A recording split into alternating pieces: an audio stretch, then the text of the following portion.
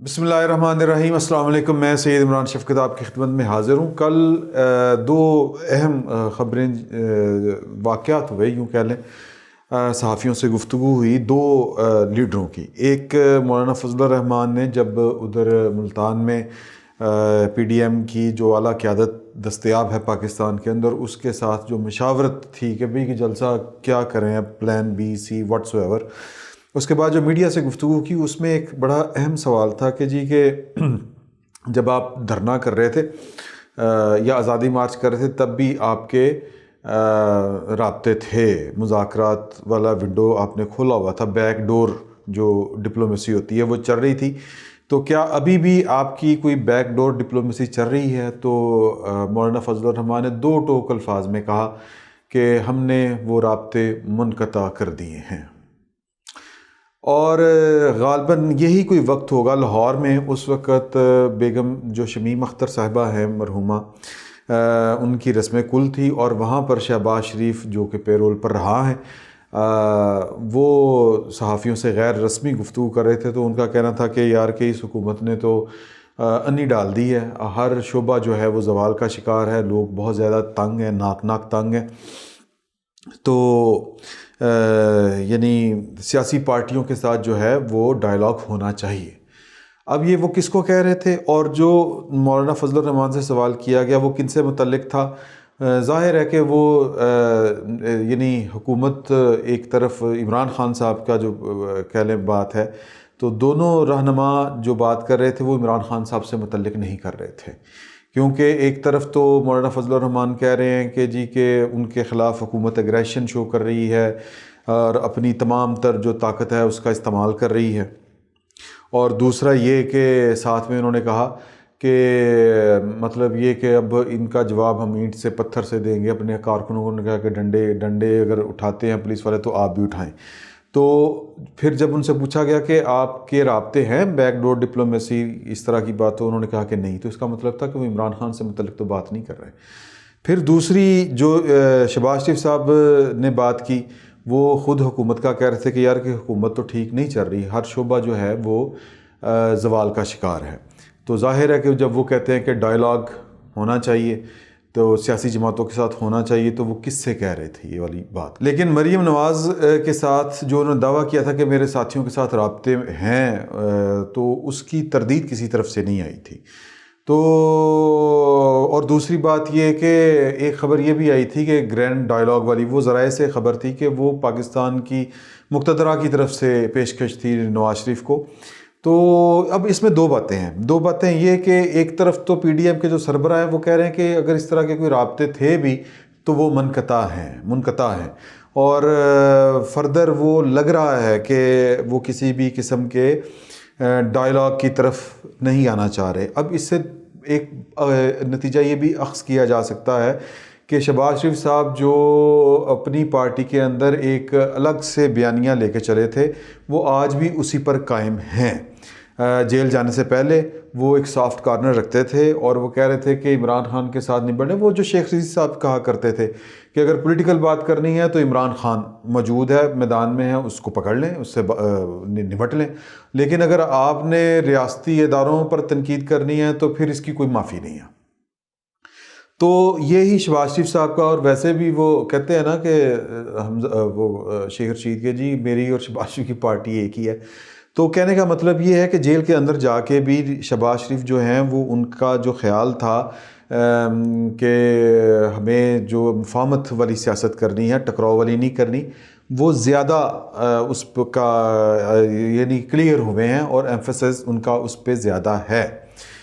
لیکن پی D M دوسری طرف، چونکہ پی ڈی ایم کے وہ لوگ جو اس وقت میدان عمل میں ہیں، جو اس وقت ایجیٹیشن کر رہے ہیں، وہ جیل سے باہر ہیں اور یا پھر ملک سے باہر ہیں، تو جو جیل سے باہر ہیں ان کا پوائنٹ آف ویو جو ہے وہ بڑا مختلف ہے شہباز شریف کے ساتھ۔ اب شہباز شریف کا یہ بات دہرانا، کیونکہ شہباز شریف جب جیل میں گئے تھے تو ظاہر ہے کہ وہ اس وقت جیل میں گئے تھے جب نواز شریف نے ایک بڑا کلیئر سٹانس لیا تھا، ملک سے باہر بیٹھ کے انہوں نے نام لینے شروع کر دیے تھے، اور شہباز شریف کا وہ بیانیہ تو نہیں تھا اس طرح سے۔ تو اب یہ ہو سکتا ہے کہ وہ جو شہباز شریف کے پاس آفر تھی یا شہباز شریف کے ساتھ جو لوگ رابطے میں تھے وہ ابھی بھی رابطے میں ہوں، اور واقعی مولانا فضل الرحمان جو کہہ رہے ہیں وہ ٹھیک کہہ رہے ہیں کہ رابطہ ہم نے منقطع کیے ہیں ان کے ساتھ، کیونکہ مریم نواز نے بھی، جس طرح میں نے آپ سے پہلے کہا، کہ تصدیق کی تھی کہ میرے کچھ لوگوں کے ساتھ ان کے رابطے ہیں، یعنی پاکستان کی مقتدرہ کے۔ تو اب سوال یہ پیدا ہوتا ہے کہ جناب کہ اب آگے چل کے ہوگا کیا شہباز شریف کا جو بیانیہ ہے کہ جی کہ ہمیں national dialogue, grand dialogue, what's ever وہ جو یعنی بھی کہنا چاہتے ہیں، وہ ہو پائے گا؟ اچھا، ہو سکتا ہے کہ ایک پارٹی تیار ہو، دوسری پارٹی تیار نہ ہو، لیکن اگر ہوگا، اگر دوسری پارٹی مانے گی، میں مثال دوسری پارٹی سے مراد ہے P D M itself, کہ وہ اگر مانیں گے تو وہ کن شرائط پہ مانیں گے؟ تو یہ جو سوال ہے، یہی وہ کہتے ہیں نا $1 ملین کویسچن ہے۔ اور اس کا دوسرا مطلب ایک اور یہ بھی نکلتا ہے کہ جو جن کو شہباز شریف کہہ رہے ہیں، یا جو شہباز شریف کے ساتھ ممکنہ طور پر کچھ لوگ جو ہوتا ہے نا ان ٹچ ہوتے ہیں، وہ ہیں، تو پھر وہ کیا عمران خان کے ساتھ ہیں؟ اب یہ بھی ایک سوال پیدا ہوتا ہے، کیونکہ اگر ڈائیلاگ ہوگا پی ڈی ایم کے ساتھ تو پھر یقیناً وہ عمران خان کی مرضی کے ساتھ تو نہیں ہوگا۔ اگر عمران خان کی مرضی کے ساتھ نہیں ہوگا تو پھر اس کا مطلب یہ ہوگا کہ جو وہ کہہ رہے ہیں کہ جی کہ ہم نے جنوری تک معاملات اپنے ٹھیک کر لینے ہیں، یعنی اس حکومت کو گھر بھیج دینا ہے، وہ والی بات بھی کسی نہ کسی لیول پر درست ہے۔ تو صورتحال بڑی کلیئر ہے، واضح ہے کہ کچھ لوگ چاہتے ہیں کہ پاکستان میں یہ جو سیاسی دینگا مشتی دنگل ہو رہا ہے، اس کی بجائے کوئی درمیان کا راستہ نکلے، اور ان کی تعداد جو ہے وہ دونوں طرف موجود ہے۔ ظاہر ہے کہ اس وقت حاوی جو نظریہ ہے وہ نواز شریف کا پوائنٹ آف ویو ہے، کیونکہ اے این پی اور جو دیگر اختر مینگل صاحب اور جو دیگر پارٹیاں ہیں، چکزئی صاحب کی پارٹیاں،